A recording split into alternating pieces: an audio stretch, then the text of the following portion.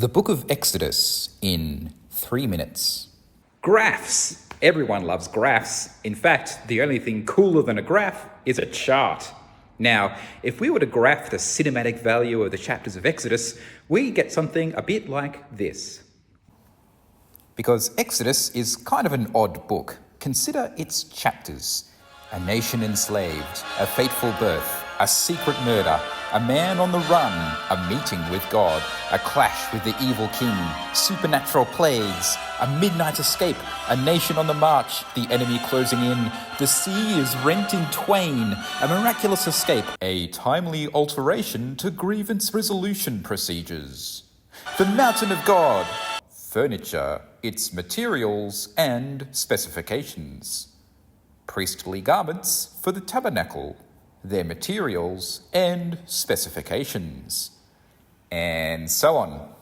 Basically, the first half of Exodus consists of some of the most thrilling and iconic images in all of world literature, and the second half of Exodus, not so much. Not to dissuade you from reading it, but yeah, be prepared.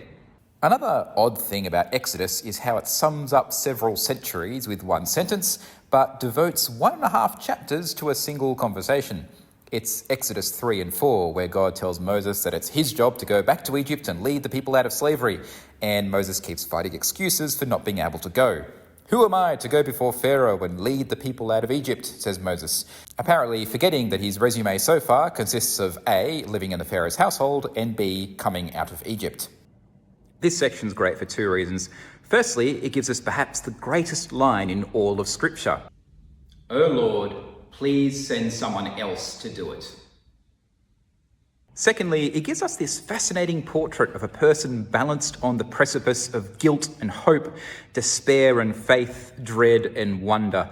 For all the incalculable significance of this conversation, Moses' complaints are familiar and relatable. His litany of doubts and worries and resentments and excuses could come from anyone's internal monologue. Everything that follows in Scripture hinges on this one moment. The eyes of history are firmly on this one conversation. And yet, Moses' experience is strangely universal. Maybe you could say Exodus is asking us to look with the eyes of history at Moses' story and at our own lives too. What are we saying to God? Because that matters as well.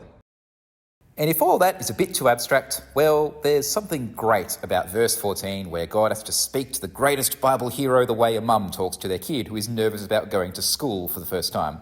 It's okay, your big brother Aaron will be there too. It's fine. Exodus, it's worth a look.